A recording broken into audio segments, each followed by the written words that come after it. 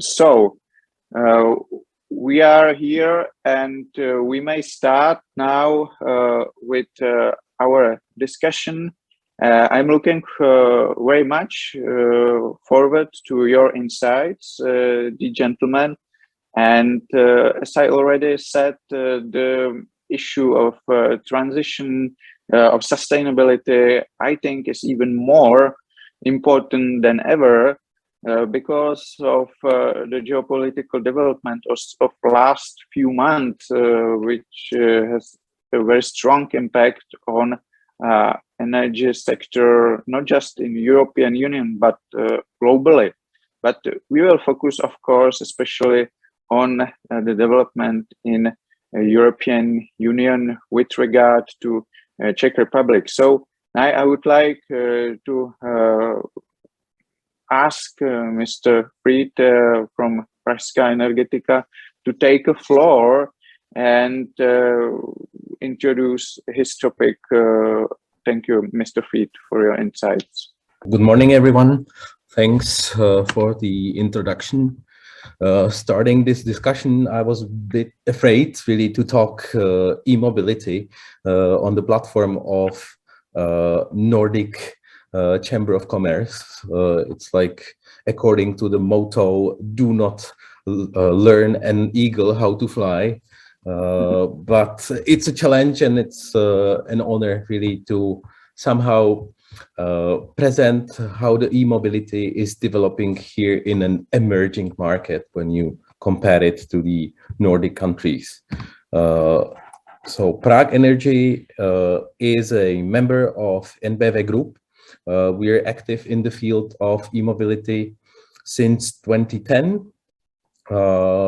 And the current development in yesterday's decision of EU Parliament banning the production of combustion engines by 2035 is somehow saying that, like, we were right in the direction how to approach the e-mobility.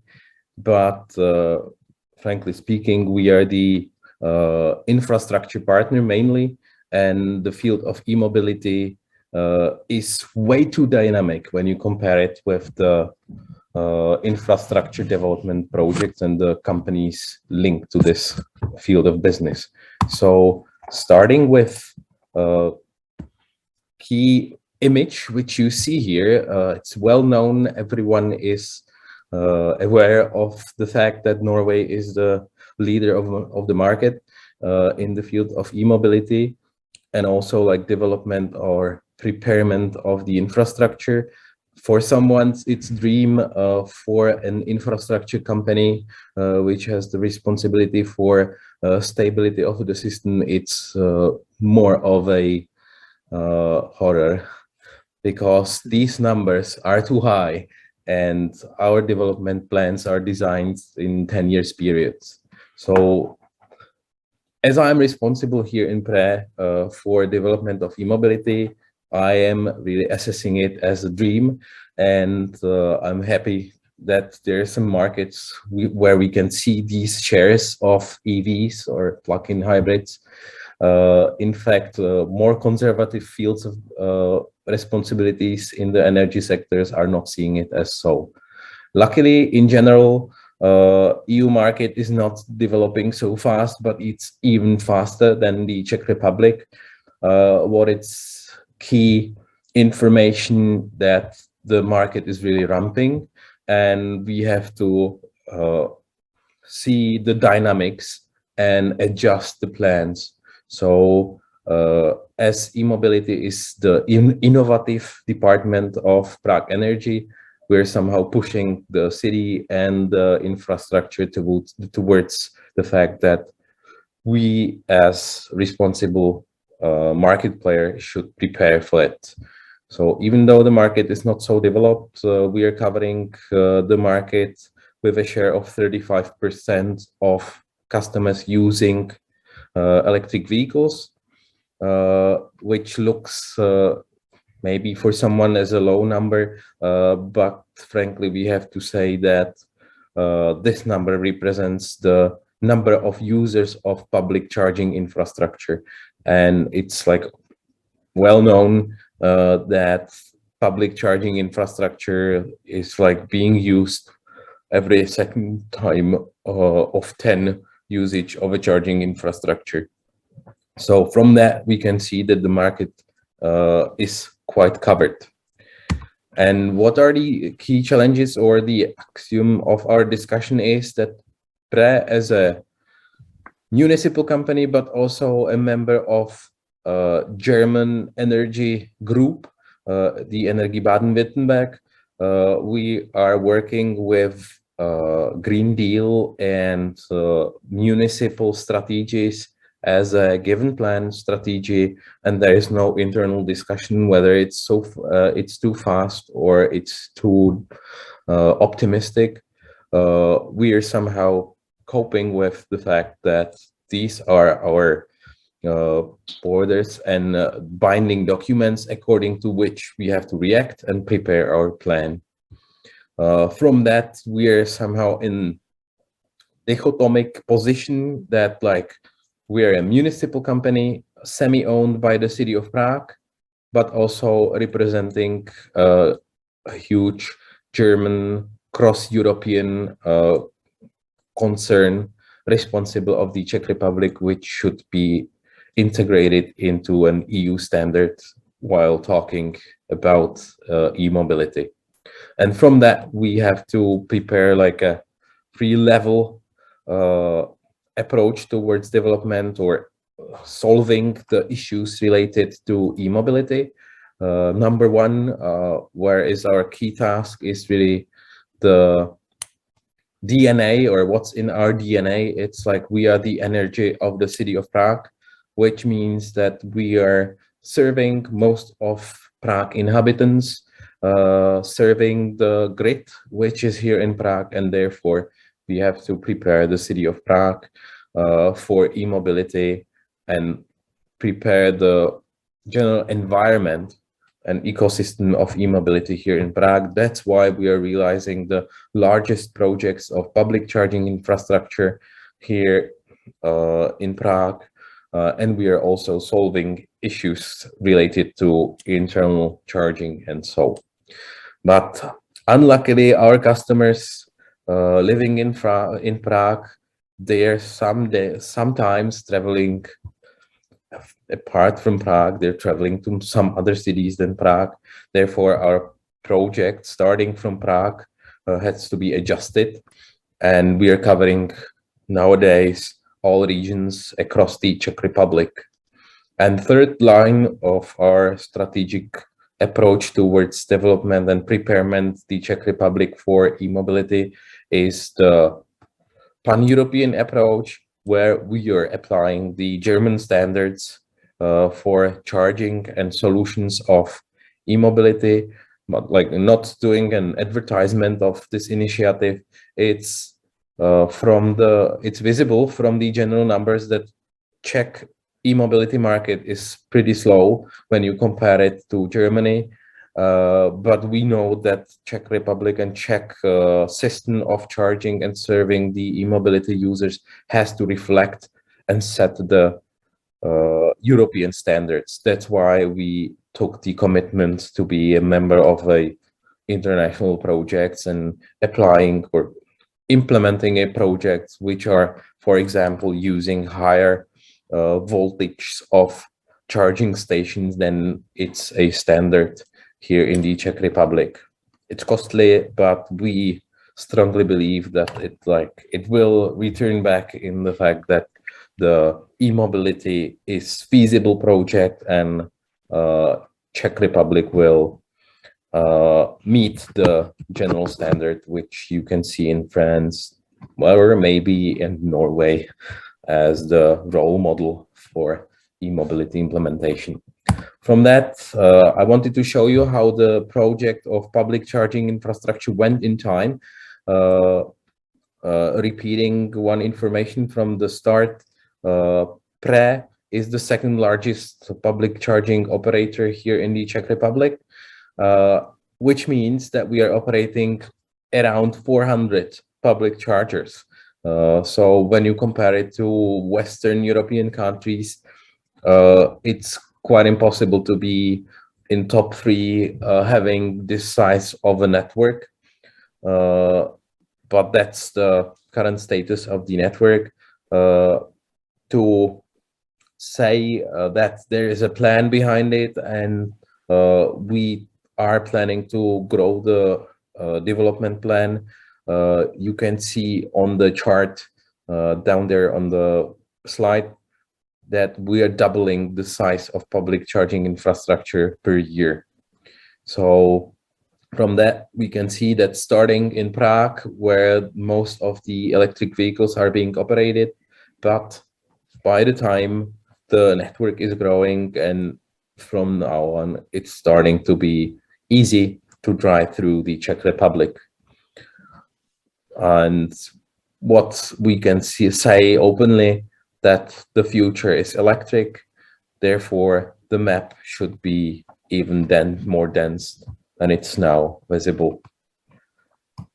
Then what we are seeing as a new trend on the e-mobility market in the Czech Republic, it's the fact of roaming. So electric vehicles having ranges around 300 kilometers are starting to visit the Czech Republic. So it's more and more important to accept foreign EV users. From the image on the screen, you can see the dynamics, or like what are the most visiting users of our public charging infrastructure from abroad. And you can see that even like from Belgium or Netherlands, we are having quite a significant number of customers. Therefore, the strategic decision to really work in a European system is worth it, because in the past, and not so far away in the past, like around 2 years ago, it was not a standard to accept like a foreign drivers on a public charging infrastructure. Nowadays, it's a must, and we are seeing it from the numbers. Even in the year 2020, when there was a lockdown, we were having quite a significant number. 1/3 of our visitors on public charging infrastructure were from abroad, mainly Germany those days. The direction the other way around should be also mentioned, that it has to be covered. Easy to say, hard to execute. Electric vehicles has to be allowed by having one contract to charge anywhere you're driving, and it's more and more a standard to visit foreign countries with your electric vehicle. I call it like another must, but there are many regulatory obstacles concerning tax issues and contractual relations with the foreign cooperating networks.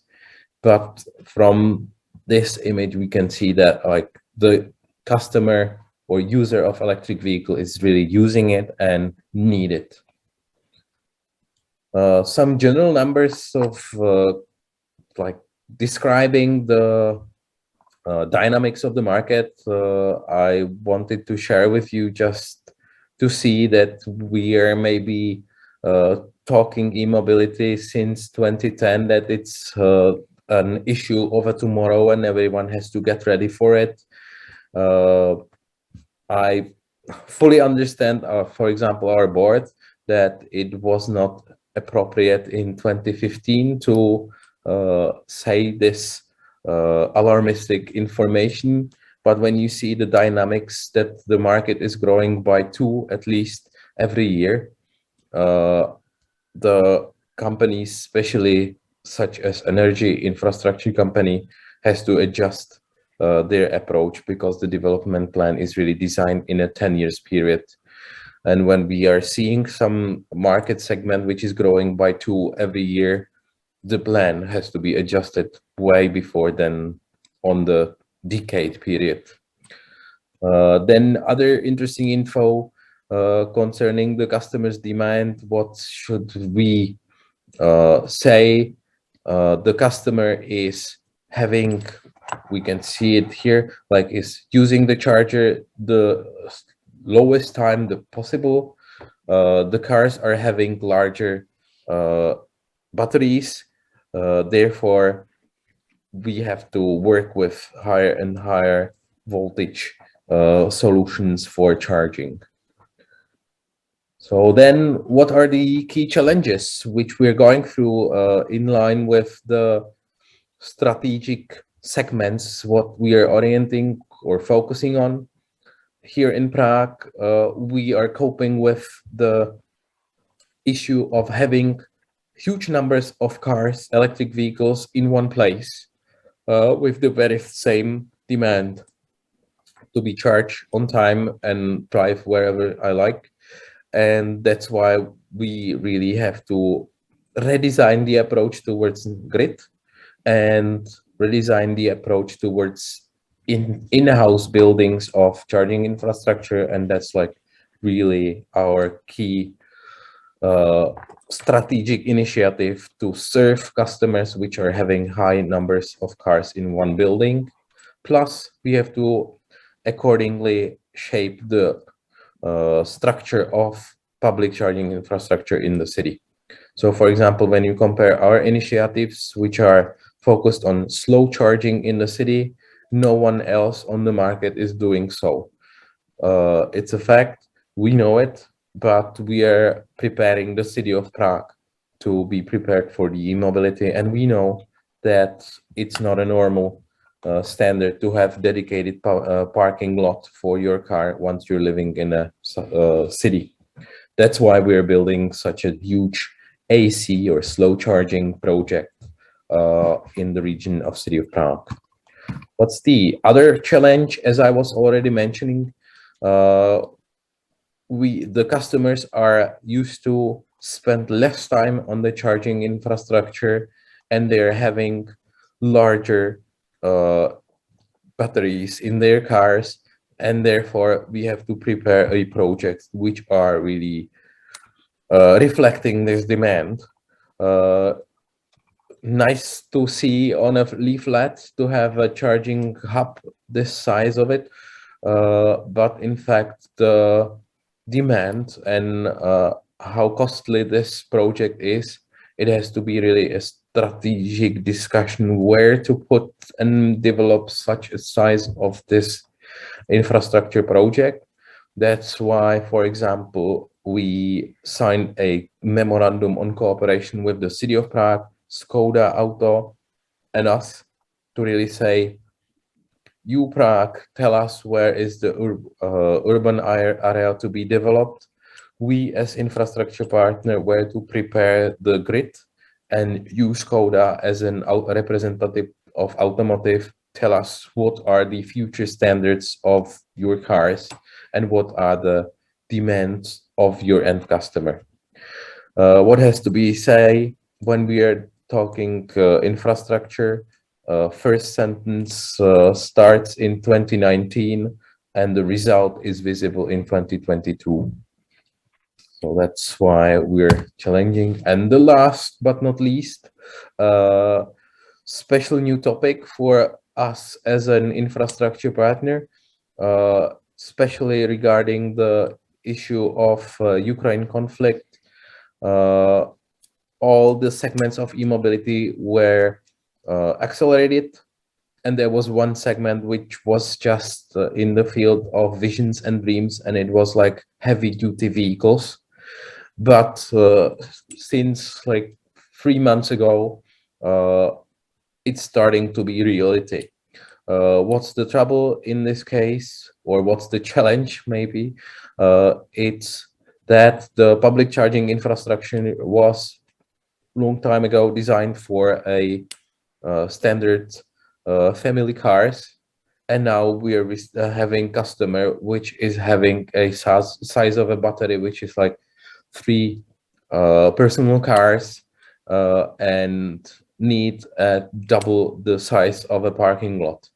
So that's the challenge which we are now trying to somehow solve and adjust our charging project for that,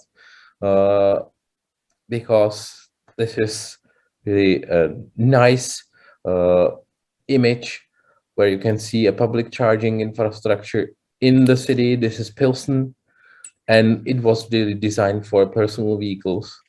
And we are now having every second day this unique Volvo truck they're testing. And once it's standing there, the other charging places cannot be used. And the same has to be then like somehow reviewed, prepared newly, and the highways stops should be redesigned as well. So that's the new challenge on the market.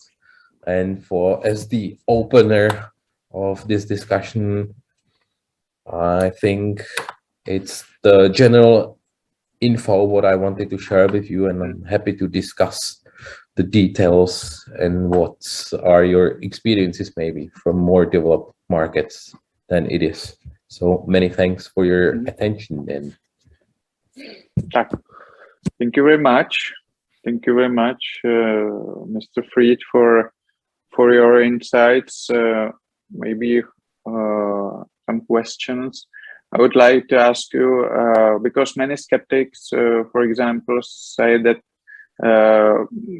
in the future, when there is really a lot of electromobiles, it will be very difficult for, let's say, ordinary people to get charge their car because of a huge amount of people who would like to charge their car in a same moment like others. So, for example, in large residential areas in Prague, for example, or in other big cities, so wherever in the world, it will be very difficult, even impossible, to get charge of these cars at the same moment. So, do you have some visions for the future how to fix this issue, or is it issue?